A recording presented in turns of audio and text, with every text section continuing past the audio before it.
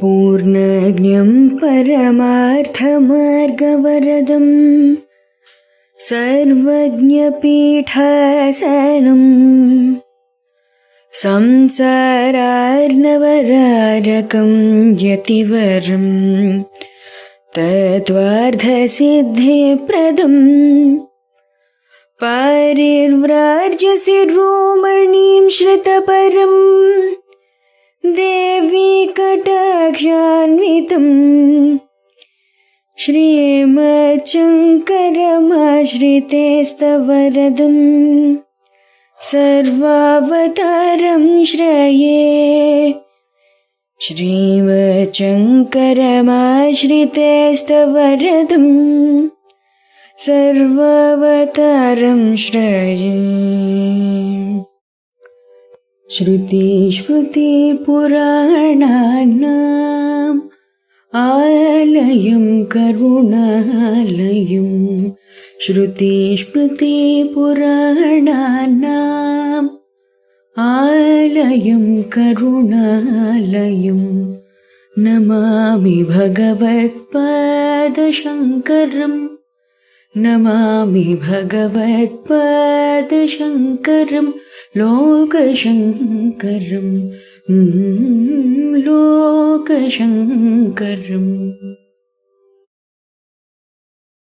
శ్రీ గురుభ్యో నమః. శ్రీ శ్రవణ ఛానల్కి శ్రోతలందరికీ కూడాను మరొకసారి స్వాగతం. ఈరోజు మనం అహం పదార్థ నిరూపణ గురించి శంకరుల వారు ఏం చెప్తున్నారు అన్నది తెలుసుకోబోతున్నాం అన్నమాట. దానికి సంబంధించిన శ్లోకాలు ఇక్కడి నుంచి మనకి మొదలవుతాయి. 298వ శ్లోకం వరకు కూడాను మనకి ఇవే జరుగుతాయన్నమాట. ఈ శ్లోకాల్ని మనం అర్థం చేసుకోవడానికి ప్రయత్నం చేద్దాం. ముందుగా ఎప్పట్లాగానే దాని ప్రతిపదార్థాన్ని తెలుసుకుందాం శ్లోకం విన్న తర్వాత. సర్వాత్మనా దృశ్యమిదం ఋషైవ నైవాహమర్థః క్షణికత్వదర్శనాత్ జానామ్యహం సర్వమితి ప్రతీతిః కుతోహమాదేః క్షణికస్య సిద్ధ్యేత్. ప్రతిపదార్థం క్షణికత్వ దర్శనాత్, క్షణికత్వము కనబడడం వల్ల ఇదం ఈ దృశ్యము సర్వాత్మన సర్వవిధముల చేతను మృషైవ అసత్యమే అహమర్థః అహము అను దానికి అర్థము నా కాజాలదు క్షణికస్య క్షణికమైన అహమాదేహ అంతఃకరణాధికరణమునకు అహం సర్వం జానామి నేను సర్వమును తెలుసుకొనుచున్నాను ఇతి అని ప్రతీతి కుతః ఎట్లు సిద్ధ్యేత్ సిద్ధిస్తోంది అంటూ చెప్పడం జరిగిందనమాట. ఇప్పుడు దీని తాత్పర్యాన్ని చూద్దాం మనం.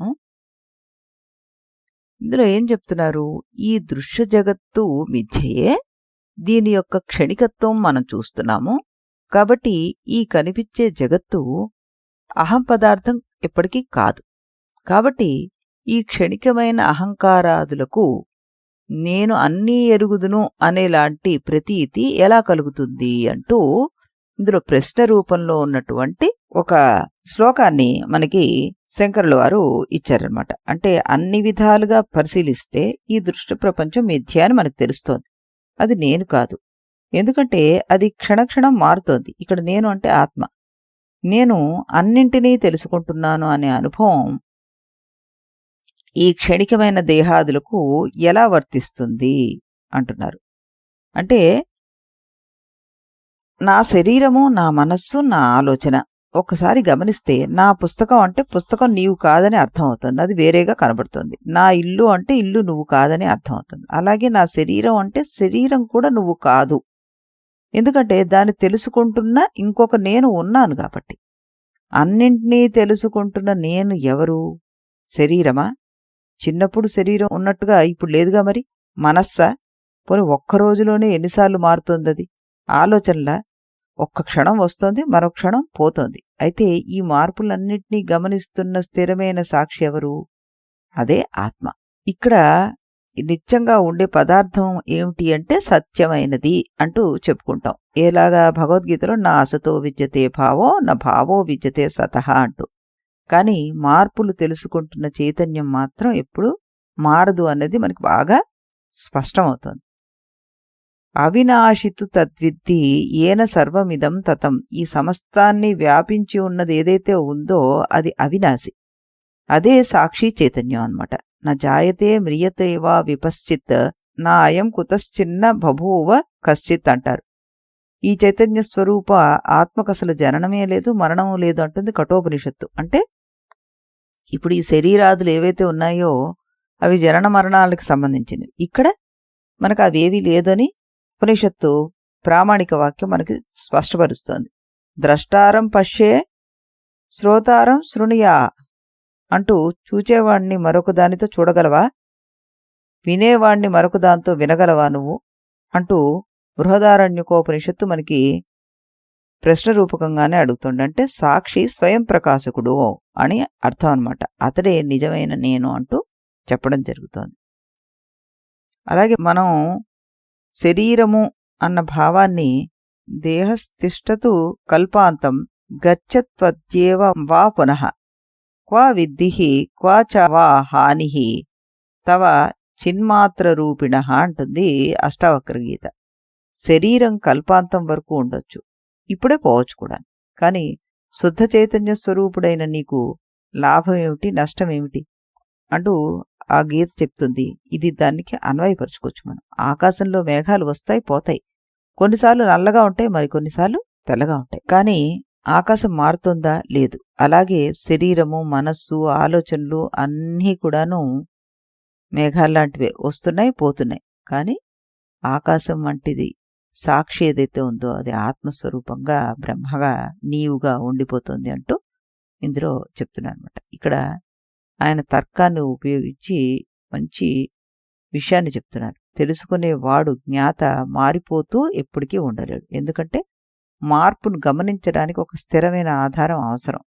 నదిలో ప్రవహించే నీరు తన ప్రవాహాన్ని తాను కొలవలేదు, ఒడ్డున నిల్చున్నవాడే దాన్ని గమనించగలడు. అలాగే శరీరము మారుతోంది, మనస్సు మారుతోంది. వీటి మార్పులను గమనిస్తున్న నువ్వు వాటికి భిన్నుడవై ఉండాలి. కాబట్టి ఆ భిన్నంగా చూస్తున్న వ్యక్తే ఆత్మ అంటారు శంకరుల వారు. దృశ్య ప్రపంచం మొత్తం మార్పుకి లోపడి ఉంటుంది, మారేది నేను కాదు. అన్నిటినీ తెలుసుకుంటున్న స్థిర సాక్షి మాత్రం నిజమైన ఆత్మ. దేహాది క్షణిక ఉపాధులు నేను కావు అంటూ మనకి ఇక్కడ ఉపదేశిస్తున్నారనమాట శంకరుల వారు.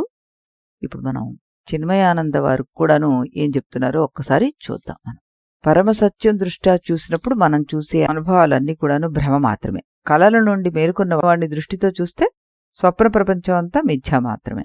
స్వప్న ప్రపంచం ఒక్కటే మిథ్య కాదు, అందులోని నేను అనుకునే అహంకారం కూడా భ్రమే. అవి క్షణికమైనవి కాబట్టి అవి భ్రమ. నేను తాలూకు అర్థం ప్రతిక్షణం మారుతూ ఉంటుంది. బాల్యము, యవ్వనము, మధ్య వయసు, వృద్ధాప్యం కలగ్గానే వ్యక్తి మేలుకొన్న వ్యక్తిత్వము, గాఢ నిద్రలో నేను, ఈ విధంగా ప్రతిక్షణము నేను అనే అర్థం మారిపోతుంటుంది. నేను సూచించే తత్వం క్షణం క్షణం మారుతుంది కూడాను. అంటే బాహ్య జగత్తు, అంతర్జగత్తు కూడా మార్పు చెందుతుంది. అయినప్పటికీ నాకు తెలుసు ఇది నా అనుభవం అని అంటున్నాం. ఇదంతా క్షణికంగా క్షణము క్షణము అహంకారానికి కలిగే బ్రహ్మజ్ఞానమే అని చెప్పక తప్పదు అంటున్నారు ఈయన. వరుసగా కొన్ని అనుభవాలుంటే వాటిని చూసే స్థిరమైన అంశం ఒకటి ఉండాలి. అదే మాదిరిగా వరుసగా అనుభవాలు కదులుతున్నాయి, చెప్పగలుగుతున్నాం మనం. 1920 సంవత్సరంలో, 30 సంవత్సరంలో, 40 సంవత్సరంలో, 70 సంవత్సరంలో, ఇప్పుడు ఇలా అన్నీ నాకు తెలుసు అని అనగలుగుతున్నాం. నీలో ఏ అంశం నీ బాల్యాన్ని, యవ్వనాన్ని, మధ్య వయస్సుని అనుభవించి ఇప్పుడు నీ ముసలితనాన్ని అనుభవింపజేసుకోగలుగుతోంది? ఆ స్థిర సత్యం ఏది? ఆ మహాసత్యం సర్వాన్ని చూస్తూ వినోదిస్తోంది. అంటే దాని ఛాయలో ఉంటూ క్షణక్షణం మారే అహంకారం నాకు తెలుసు, నేను చూస్తున్నాను అని అనగలుగుతోందనమాట. దాన్ని ఇక్కడ మనం గుర్తించాలి అంటూ చెప్పడం జరిగిందనమాట. ఇప్పుడు మనం ఈరోజు రెండో శ్లోకాన్ని కూడా వినేద్దాము. అహం పదార్థస్త్వహమాది సాక్షి నిత్యం సుషుప్తావపి భావదర్శనాత్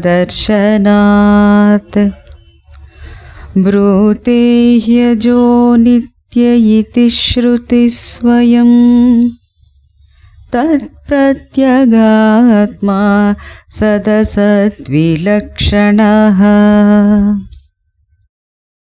అదేం చెప్తోంది అంటే మనకి దాని ప్రతిపదార్థాన్ని చూద్దాం. ముందుగా అహమాది సాక్షి, అహంకారాదులకు సాక్షి అయిన అహం పదార్థస్తు, అహం పదవాచ్యమైనదైతే సుషుప్తావపి సుషుప్తయందు కూడా భావదర్శనాత్ ఉనికి యొక్క దర్శనము వలన నిత్యం నిత్యమైన వస్తువు శృతి స్వయముగా అజహ నిత్యః ఇతి ఈ ఆత్మ జన్మరహితము నిత్యము అని బ్రూతే హి చెప్పుచున్నది కదా.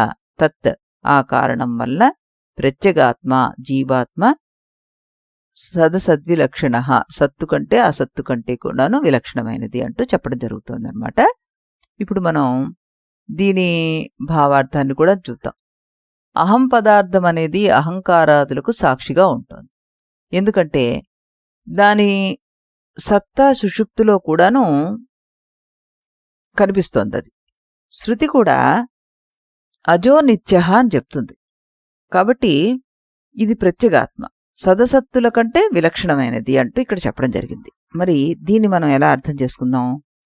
నేను అనే పదానికి నిజమైన అర్థం అహంకారానికి సాక్షిగా ఉన్న ప్రత్యేగాత్మ అనుకున్నాం ఇందాక ఉదాహరణ ప్రకారం. అతడు ఎలాంటివాడు? నిత్యుడు. గాఢ నిద్రలో కూడా అతనికి ఉనికి తెలుస్తోంది. శృతి కూడా అతడు అజన్ముడు నిత్యుడు అని చెప్పిందనమాట. అజహ అన్నారు కదా. ఆ ప్రత్యేగాత్మ కార్యాకారణ రూపమైన సత్తు అసత్తులకు అతీతుడు అన్నారు. కరెక్టే. మనం ఇది మొదటి నుంచి మనం చెప్పుకుంటూ వస్తున్నాం. సుషుప్తిలోంచి లేచిన తర్వాత కూడా మనం దాన్ని ఒక అవస్థను అనుభవించామని చెప్తున్నాం. కాబట్టి అనుభవించేవాడు ఒకడు ఉన్నాడు అన్నది మనకు తెలుస్తోంది. ఈ శ్లోకం వేదాంతంలోని అత్యంత ముఖ్యమైన ప్రశ్నకు సమాధానం ఇస్తుంది అని అనుకుందాం మనం. ఈ ప్రశ్న ఏంటి? అహం అంటే ఏమిటి? మన అందరం ప్రతిరోజు నేనొచ్చాను, నేను తిన్నాను, నేను నిద్రపోయాను, నేను చూశాను అనుకుంటాం. కానీ ఈ నేను ఎవరు? మళ్ళీ అదే ప్రశ్న మనకి. శరీరమా, మనస్సా, బుద్ధ్యా, అహంకారమా? శంకరాచార్యులు వారు చెప్తున్నారు, కాదు. నేను అనే పదానికి నిజమైన అర్థం శరీరం కాదు, మనస్సు కాదు, అహంకారం కాదు. వీటన్నిటినీ గమనిస్తున్నటువంటి సాక్షి ఏదైతే ఉందో ఆ చైతన్యం అంటున్నారు. అందుకే అహమాది సాక్షి అని అన్నారు ఆయన. అహంకారం కూడా ఒక దృశ్యమే. ఉదయం లేచిన తర్వాత నేను అనే భావం వస్తుంది. నిద్రలో అది మనకు ఉండదు. అయితే అహంకారం వచ్చిపోతూ ఉంటే దాన్ని తెలుసుకుంటున్నది ఇంకేదో ఉండాలి కదా. మరి అదే ప్రత్యేగాత్మ అంటున్నారు. సుషుప్తి ఆధారంగా శంకరాచార్యుల యుక్తి ఏంటి అంటే, ఇక్కడ ఒక తర్కం అన్నమాట. నిద్ర లేచిన తర్వాత ప్రతి ఒక్కరూ ఇలా అంటాం కదా మనం, అమ్మయ్య హాయిగా పడుకున్నానో లేదా ఏమీ తెలియలేదనో ఏదో ఒకటి చెప్తాం. నిద్రలో ఏమీ తెలియకపోతే ఏమీ తెలియలేదు అని ఎలా గుర్తిస్తున్నాం? అక్కడ కూడా ఒక సాక్షి ఉన్నాడనమాట. అతడు అజ్ఞానాన్ని కూడాను గమనించినవాడు. అందుకే లేచిన తర్వాత ఏమీ తెలియలేదు అని చెప్తున్నాం. ఆ సాక్షే ఆత్మ. నా జాయతే మ్రియతే వా కదాచిత్ నా అయం భూత్వా భవితా వా నా భూయః అజో నిత్యః శాశ్వతోయం పురాణో నా హణ్యతే హణ్యమానే శరీరే అంటారు భగవద్గీతలో. కృష్ణ పరమాత్మ 2వ అధ్యాయంలోనే చెప్పేస్తారు మనకి. ఆత్మకు అసలు జననము లేదు, మరణం లేదు, అతడు అజుడు నిత్యుడు అంటూ. శరీరం అనే క్షేత్రాన్ని తెలిసిన వాడే క్షేత్రజ్ఞుడు అంటూ, క్షేత్రజ్ఞం చాపి మాం విద్ధి సర్వక్షేత్రేషు భారత అంటూ క్షేత్రజ్ఞ అధ్యాయంలో మనకి చెప్తారనమాట. అతడే సాక్షి అంటూ చెప్పడం జరుగుతుంది. మనకి కఠోపనిషత్తుల్లో కూడాను మనకి ఇందాక చెప్పుకున్న శ్లోకాన్నే చెప్తారు. ఏది నా జాయతే మ్రియతే వా విపశ్చిత్ అన్నది. జ్ఞానస్వరూపుడైన ఆత్మకు జననము లేదు, మరణం లేదు అంటుంది ఆ ఉపనిషత్తు. ద్రష్టుః దృష్టేర్ విపరిలోపో నా విద్యతే అంటారు. ద్రష్ట యొక్క దృష్టి ఎప్పుడూ నశించదు. జాగ్రత్తలోనూ స్వప్నంలోనూ సుషుప్తిలోనూ సాక్షి కొనసాగుతూనే ఉంటాడు అంటుంది బృహదారణ్యకోపనిషత్తు మనకి. ఈ రకంగా చెప్తుంది. జబ్ మే థా తబ్ హరి నహి అబ్ హరిహై మై నాహి సబ్ ఆంధియారా మిట్ గయా దీపక్ దేకా మాహి అంటారు. ఎవరు? కబీర్ దాస్ గారు. అహంకారం ఉన్నప్పుడు భగవంతుడు కనిపించలేదు, అహంకారం తొలగిపోగానే భగవంతుడే మిగిలాడు అంటారు ఆయన. ఇక్కడ నేను అనేది అహంకారం, మిగిలేది సాక్షి చైతన్యం అన్నమాట. సినిమా హాల్లో సినిమా మారుతుంది. ఓసారి యుద్ధం, మరోసారి ప్రేమ కథ, ఇంకోసారి హాస్యం. కానీ వీటన్నిటినీ ప్రకాశింపచేసే దీపం మారుతోందా? లేదు. అలాగే జాగ్రత్త వస్తుంది, స్వప్నం వస్తుంది, సుషుప్తి వస్తుంది. వాటిని తెలుసుకుంటున్న సాక్షి మాత్రం మారడు. అతడే నిజమైన అహం. ఇక్కడ సదసద్వి లక్షణ అనే పదాన్ని వేశారు. ఇది వేదాంత పదం అన్నమాట. సత్ అంటే కార్యరూప జగత్తు, అసత్ అంటే కారణ అవస్థము. ఆత్మ వీటిలో ఏది కాదు. ఆత్మ కార్యము కాదు, కారణము కాదు. కార్యకారణాలకు సాక్షి అన్నమాట. అందుకే ఉపనిషత్తులు ఆత్మను నేతి నేతి అంటూ అన్నిటినుంచి విడిగా వర్ణించారనమాట. సాక్షి ఎప్పుడూ కూడాను దృశ్యం కాదు అన్న విషయాన్ని మనం గుర్తుపెట్టుకోవాలి. నేను నిత్యమైన ప్రత్యేగాత్మను అంటూ మనం తెలుసుకోవాలి అంటున్నారు శంకరుల వారు ఇక్కడ. అహం అనే పదానికి నిజమైన అర్థం అహంకారాది ఉపాధులకు సాక్షిగా ఉన్న నిత్య ప్రత్యేగాత్మ. గాఢ నిద్రలో కూడా అతని ఉనికి ఉంది. శృతి అతన్ని అజుడు నిత్యుడు అని ప్రకటిస్తోంది అన్నది ఇక్కడ తేల్చేశారు శంకర్ల వారు. చాలా చక్కటి శ్లోకాన్ని మనం విన్నాం. మళ్ళీ మనం రేపు ఇదే సమయానికి ఇదే ఛానల్లో మరో 2 శ్లోకాలతో కలుద్దాం. అంతవరకు సెలవు. इति गुरुवाक्यम् इति गुरुवाक्यं विधि वेदान्तं विदितारकमिति ब्रह्ममु इति गुरुवाक्यं विधि वेदान्तं विदितारकमिति ब्रह्ममु इति मोदलिदि नडुमिदि तुदि తెలిసిన వాడేవాడుగా ఇది మొదలిది నడుమిది తుది తెలిసిన వాడేవాడుగా ఇది గురువాక్యం విధి వేదాంతం విదితారకమితి బ్రహ్మము ఇది గురువాక్యం.